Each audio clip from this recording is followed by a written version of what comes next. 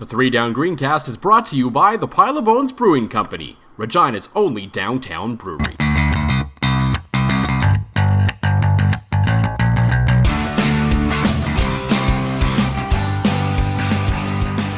So, John, if any of our listeners are new to the podcast, I would say they probably shouldn't listen to last week's show because, well, the Riders, they basically did the opposite of everything we talked about in that show this week against the Ottawa Red Blacks, and that game was basically a disaster, and we'll get to that in a little bit.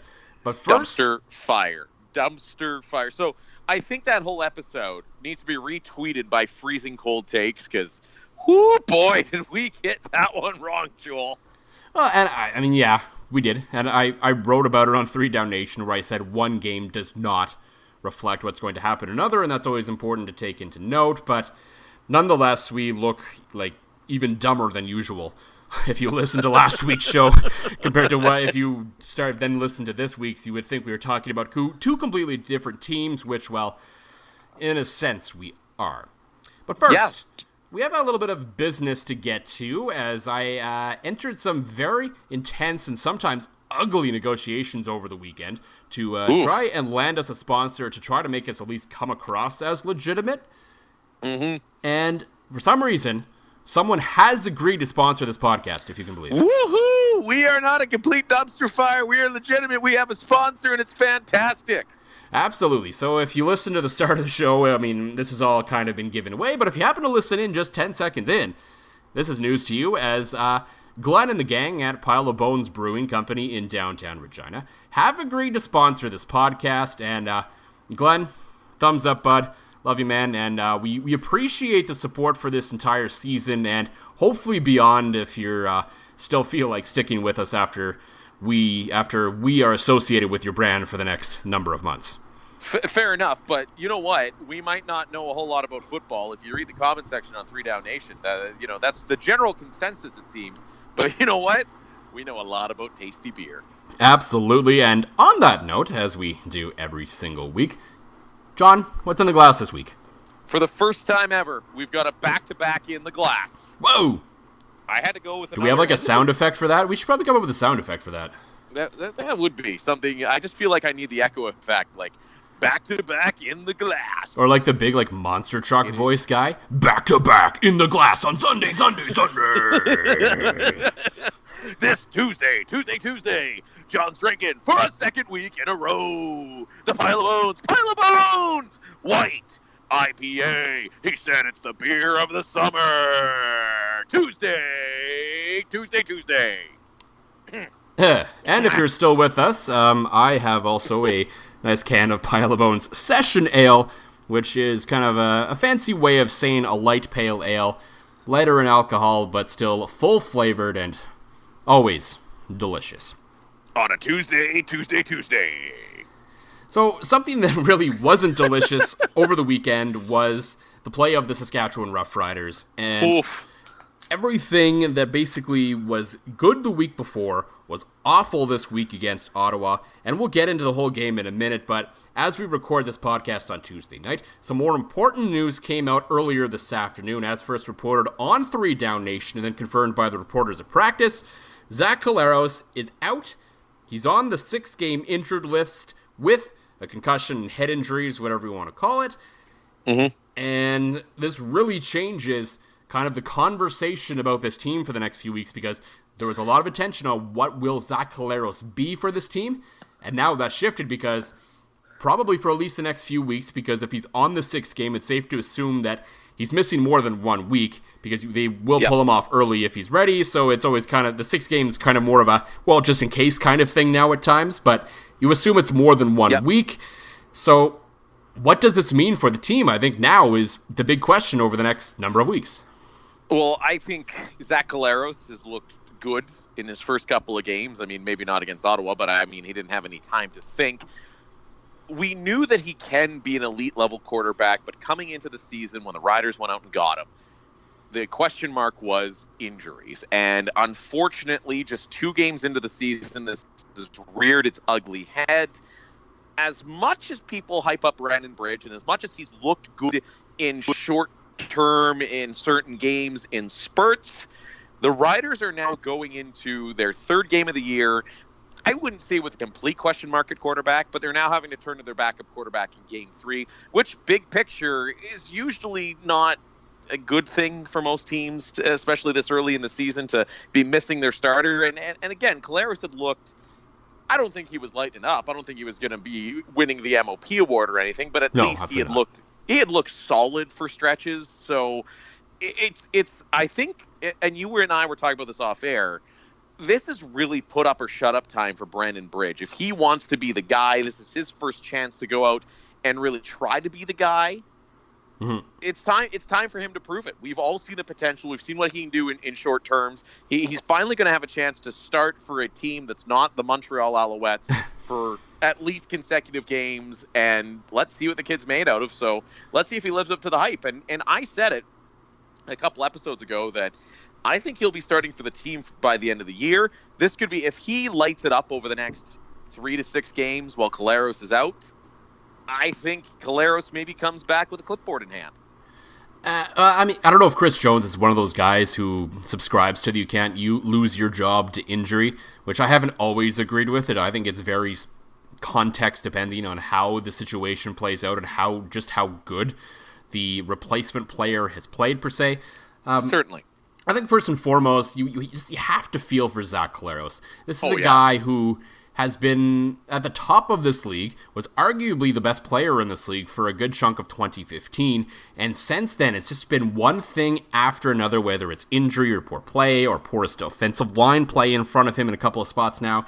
And you have to feel horrible for him because this was a guy that had the whole world in front of him. I remember when I worked for CJME and Jamie and I sat in a Vancouver hotel room the day after the Grey Cup when they lost to Calgary, and the discussion was on the show, was this the start of a great rivalry between Bo Levi Mitchell and Zach Collaros? And we both sat there and we thought, oh yeah, like these guys are going to meet in the Grey Cup again. This was going to be, the next decade of CFL football. And Bo's been there. Bo's been able to get back, and Bo continues to be that guy. But everything basically since then has just gone wrong for Zach Collaros. And no matter what you think about what you think of him as a player, it's like you just have to feel for him, and it's awful. And you just wish that he would finally, at some point, catch a dang break. Yeah, no, you're absolutely right. You feel terrible for the guy, and I said it while I was on CTV Morning Live last Friday. The thing that concerns humble brag, that's right. Hey, I got to plug the correct podcast, correct appearance this time.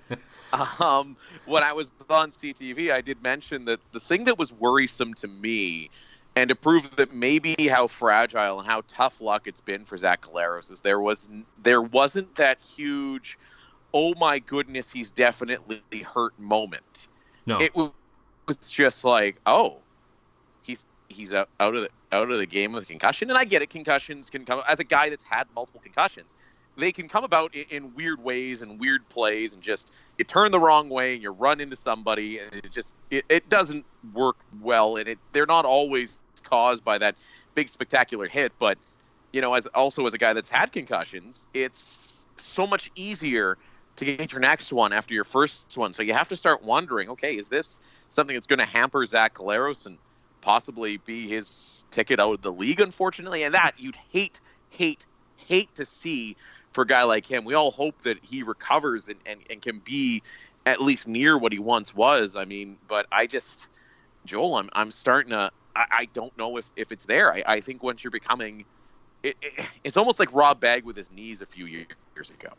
Yeah. We all thought that was going to be it for Bagg every single time he got tackled. And I hope he takes the Rob Bagg route of coming back and having several healthy seasons. But at this time with head injuries, that rarely seems to happen. Yeah, and so it's really unfortunate. We wish Zach the best, and we hope that he's able to return to the field, not as Rider fans, because that's not who we are, but just as CFL fans and, general human beings. We want this guy to be well. So certainly that's what we're hoping for. But as you said, this does create the opportunity for Brandon Bridge. And I know outside of Justin Dunk of 3 Down Nation, Brandon Bridge has to be the most excited guy right now about being able to get this shot and to say, okay, now is my time to prove that I can do this. And it's not just about being the guy for the Saskatchewan Roughriders. Maybe he becomes that guy. Maybe he doesn't. I don't know. But whatever he does over the next little while that Zach Collaros is out will be the game film that determines whether he can be a starting quarterback in this league, whether people believe he can be a starting quarterback in this league, whether it's in Saskatchewan or somewhere else. And so this is it. There was a lot of talk last year about whether Brandon Bridge should start over Kevin Glenn, and I wrote the piece at one point over at the point last year, counterpointing Daryl Davis of 3 Down Nation and the Green Zone, who suggested that it was still time to stick with Kevin Glenn.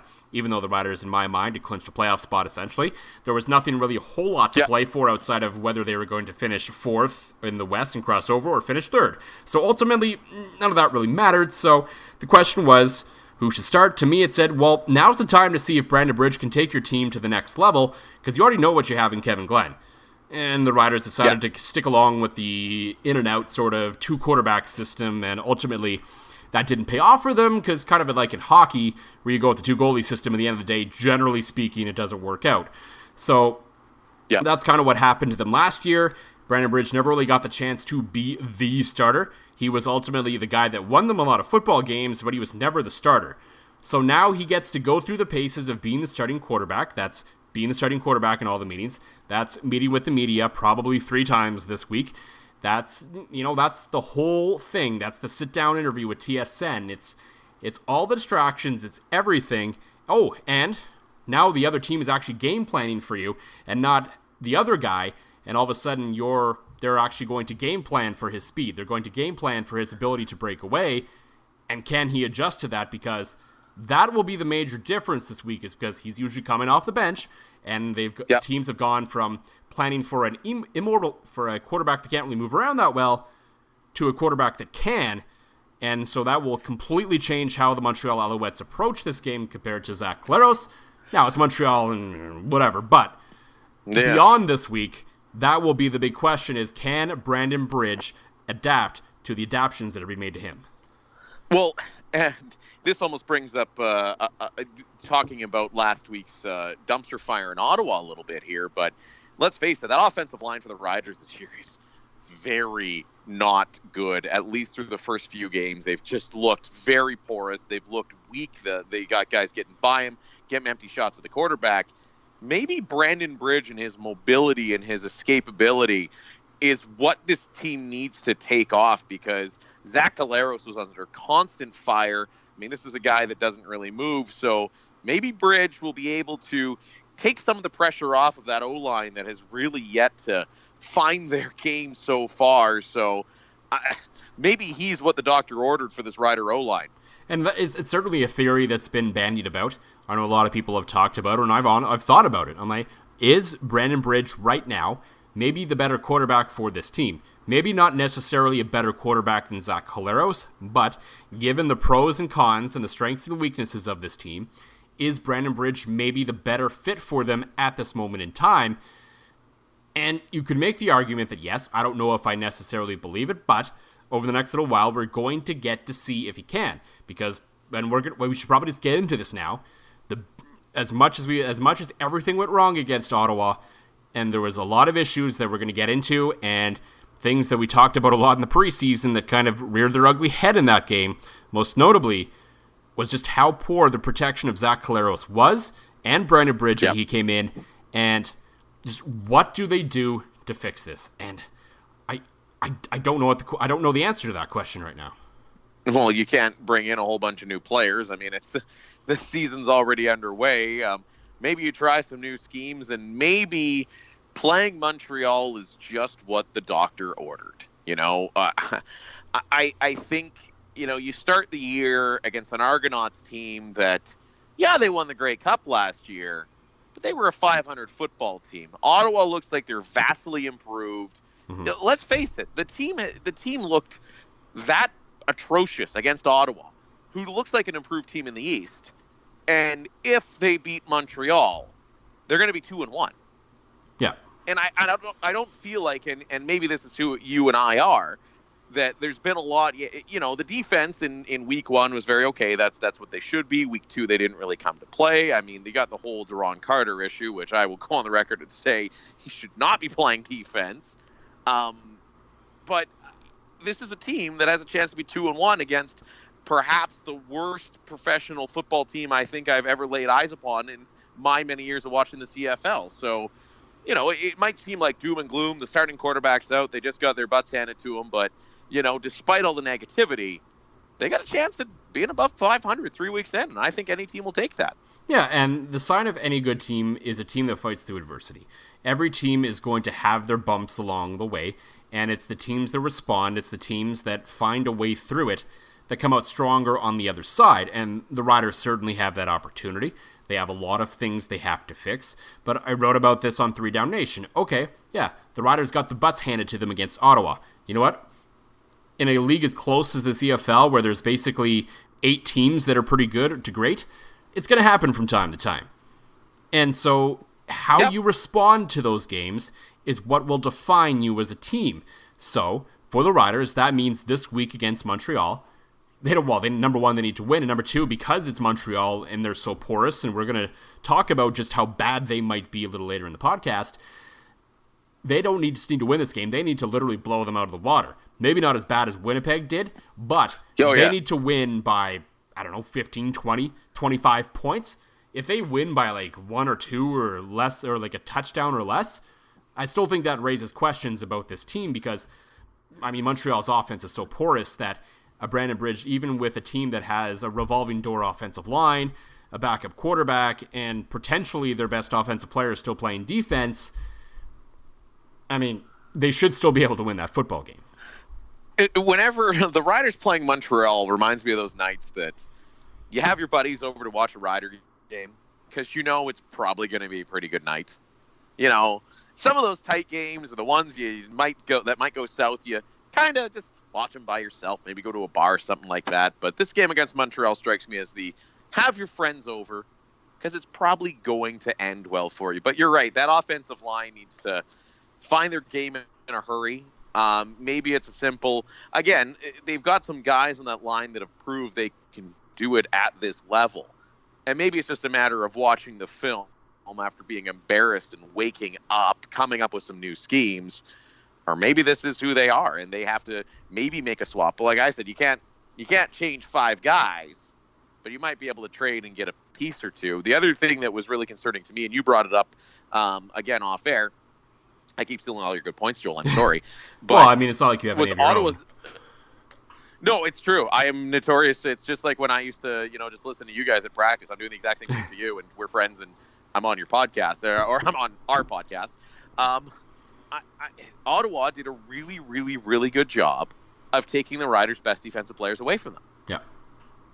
And can Montreal do that? You look at, they basically said, okay, Hughes, Jefferson, all right, we'll take you away. Somebody else beat us, so somebody else needs to step up. And I think a lot of guys are going to watch the film from last week's game and be embarrassed and have a little fire in their belly. And I'd hate to play for Montreal right now because obviously there's way more talent on this Riders team than Montreal. And I think Montreal could be the old Simpsons reference of the nuclear whipping boy for a team. Topes lose. That needs to bounce back in a big way. Yeah, and I think the point of Jefferson and Hughes is really important because Ottawa saw something and they basically took the Belichick approach where it's, okay, we are going to take who we think are your most important players away and make someone else beat us. And defensively against Ottawa, that didn't happen. Now, it's important to point out there was some things schematically that the Riders did differ against Ottawa than they did Toronto. Hughes especially did drop back into coverage a few times and wasn't always necessarily gunning for the quarterback on every single play. So occasionally they essentially took them out of the play themselves. That's an entirely different question. Obviously, Chris Jones thought he saw something in Ottawa's offense that would help that, but not seeing them in week 1 for real. All you really could go off of was last year, so maybe that wasn't necessarily the best idea. Regardless, Hughes and Jefferson were essentially invisible in that football game. So it was up to the middle of the defensive line, and it was up to the linebackers to try to do something, and they just couldn't. And it's been an issue for this team for a number of years now, the middle of that defense. And I think the fact that it got exposed again when it was supposed to be better this year, Zach Evans is still good. They signed Mikael Brooks this year, so it looks like they might be making a switch on the other side of the interior of that defensive line there a little bit, where they think they might need someone a little more consistent, and maybe that helps the offensive line as well, because I was discussing this with a friend of the show, Dan Plaster, where it's like, okay, maybe that ends kind of the rotation at the other defensive tackle spot, which included some Canadians, and maybe that means Darius Bladdock plays a little bit more on the offensive line, who has looked at least comparable to Harrison, but he's Canadian, so you go with the Canadian over the American, etc., etc. Maybe that's the switch they're looking to make, and it works out a little better. But we know the defensive line will be there. You can't be dominant for 18 games plus the playoffs in football. It's just not going to happen. You're going to have off games. I mean, Charleston Hughes had 3 sacks in the first game, so there was going to be a regression regardless. Yeah. So, I'm not as concerned there, but the linebacking core continues to be a concern for me. I think Aguavin made some mistakes. It happens, but, I mean, we've talked about him ad nauseum, and I hate picking on him, but there's a play where, there was a direct run at Sam Hurl and one step the other way, and he couldn't adjust. Yeah. This has to end. Yeah. He can't be on the field unless it's a very obvious deep passing situation as far as I'm concerned. You got to go with Aguavin in the middle, and you got to give Cam Judge just free reign, basically, at this point, because, honestly, it can't get any worse in the middle there right now. No, it can't. I mean, Sam Hurl, all-around good guy, not a starting middle linebacker in the CFL. No. That's you're right. And I think after 2 games and 2 in the preseason, it is quite painfully obvious. So the Riders, they got to do something there. I'm with you. I like that alignment that you're suggesting going from there. Yeah, I think defensively that's the adjustment they have to make. We'll see if they do or not. And because, I mean, William Powell is a great running back, but the Ottawa ran wild on them, and it was just straight up the middle. And that you just can't allow that to happen, or else, odds are you're going to have a bad time. So you just you can't let that happen.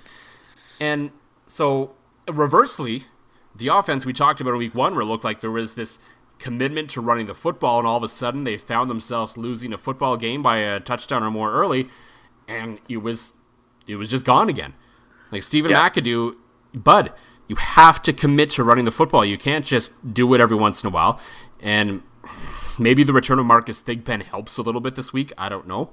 But there's just that imbalance offensively in terms of play selection. I know late in the game they were down, so that doesn't count. But they were still fairly close for a good chunk of the game where they could still commit to the run. And they didn't do it. So, of course the Ottawa defense is going to pin their ears back and come at the quarterback.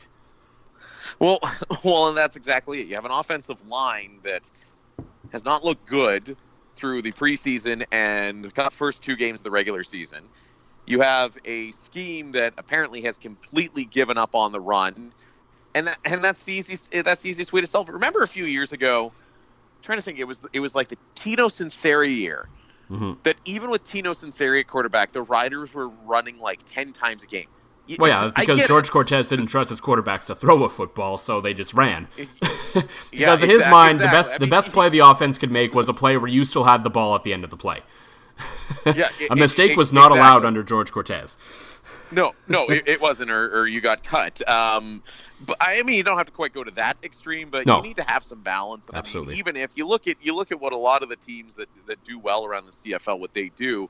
I mean, even if they're down big, throw in a run once in a while. Usually, it's going to rip 6-7 yards because everybody's waiting on a pass while you're down. But again, let's just hope that the Riders aren't down against Montreal, because that would be. Can we hit a panic button after week 3? I mean, if they lose to Montreal, then yes.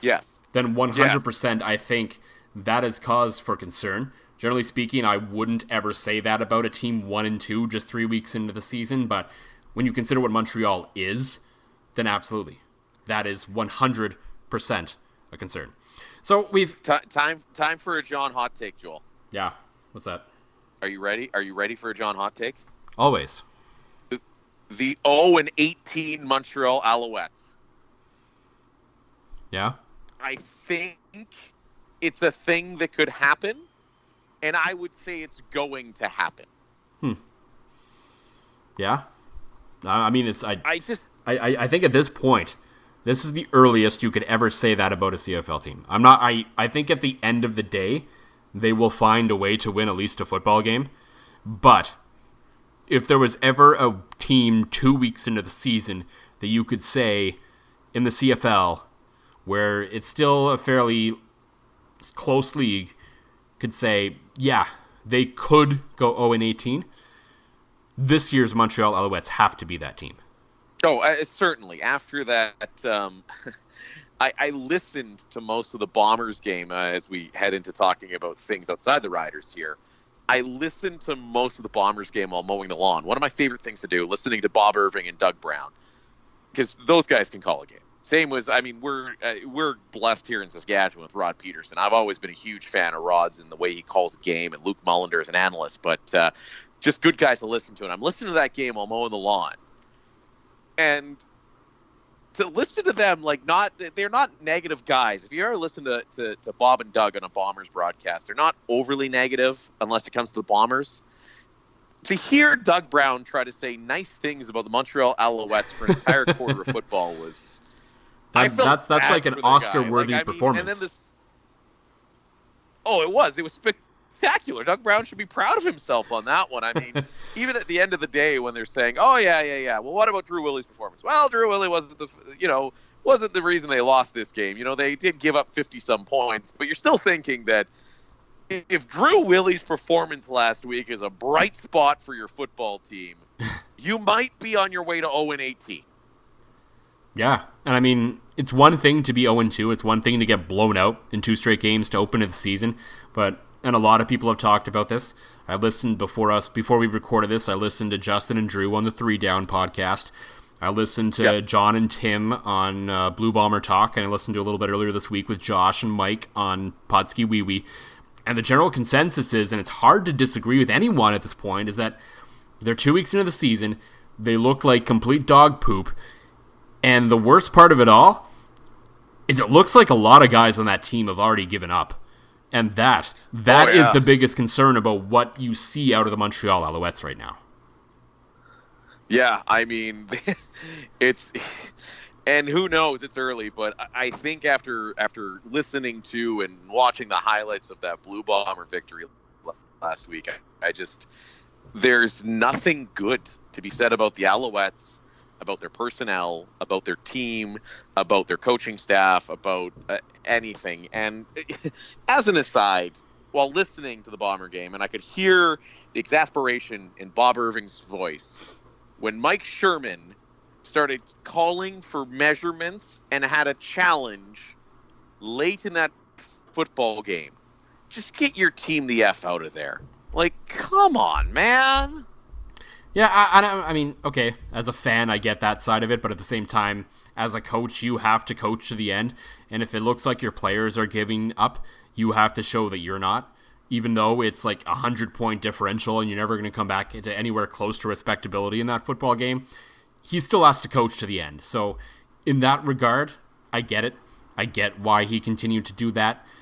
I mean, as a fan, if I was sitting there as a fan, I'd be like, oh, let's go, let's get this over with. But as a guy who who pretends to understand what football is about and what sports is about, as the coach, he's got to keep doing it. And I see both sides of it, but I understand completely why he still had to challenge those plays and ask for measurements. Yeah, when it's that, it's not fun. It's not fun, but he's got to do it. So the other side of that football game, and I think outside of another situation that we'll talk about in a little bit because there isn't a whole lot to talk about there other than we hope for good things, was the story this week in the CFL is Chris Streveler and the Winnipeg Blue Bombers. Yes, they played Montreal, and that needs to be taken into consideration, absolutely. But anytime you hang 50 on a professional football team as bad as they are, especially with a rookie quarterback in the CFL, I mean, that sends a shot across the bow towards the rest of the league with Winnipeg as far as I'm concerned.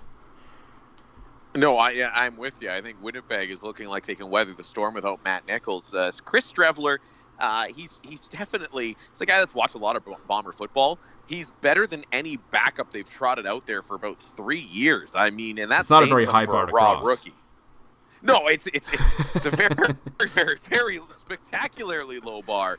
But to see it to see some decent quarterback play out of somebody without the last name Nichols is almost shocking to see in Winnipeg these days. And it's been a discovery that's all been brought on by the snap retirement of Darian Durant, but it's good for Winnipeg. Now, he looked like a world beater against Montreal, and I'm pretty sure by this point the former me with my career 8-2 record in the Lloydminster Flag Football League could go out and at least complete 40% of my passes against the Montreal defense.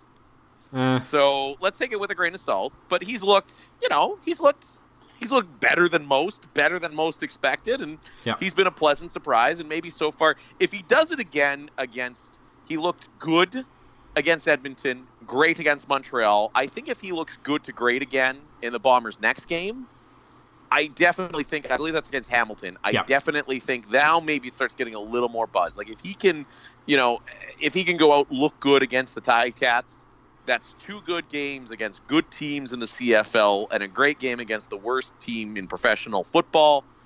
I think maybe it's more of a story then. I'm still going to, still make a relax, cool the Jets a little bit when it comes to Strevler. But I think it's a cool story. I mean, the guy's right out of college, starting professional ball and winning games.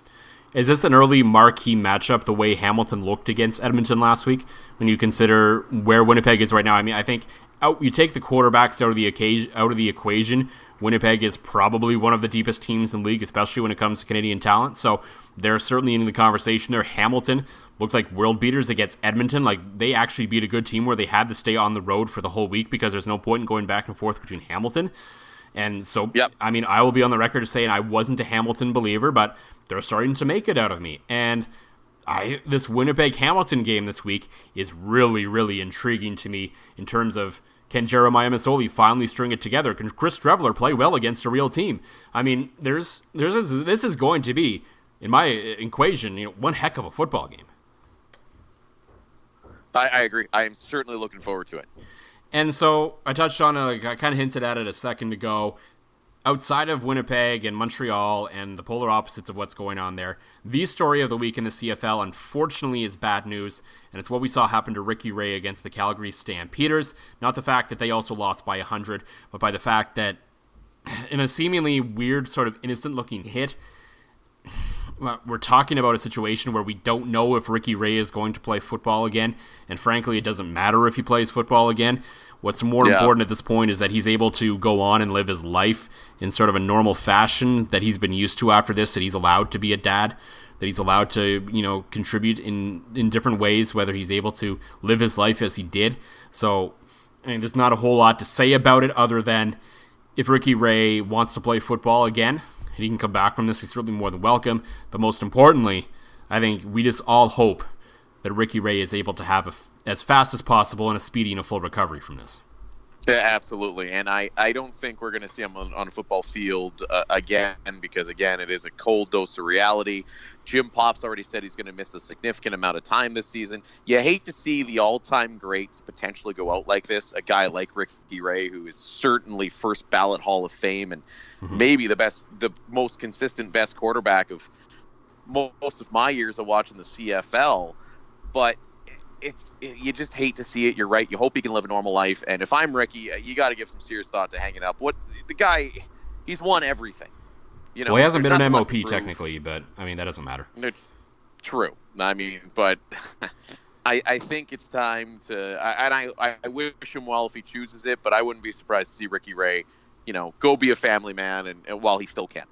Yeah, and I don't think anyone would blame him for that. And it's eerie because I was thinking about this today, that it was sort of the same time of year a number of years ago when Anthony Calvillo took that hit in Regina against the Riders and never played again.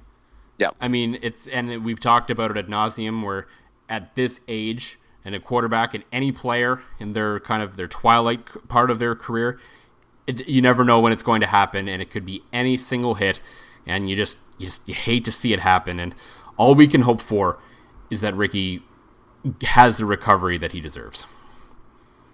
I would agree. And so, we're going to take a complete 180 here now, as we hinted on it on Twitter a little bit, as John, you received a little bit of bad news this week, as you received what you thought was an unjust parking ticket, I do believe. So, sir, The floor is yours. Okay. So what happened was I normally park in my garage. Had to unload some groceries. So I parked my Nissan Rogue on the street.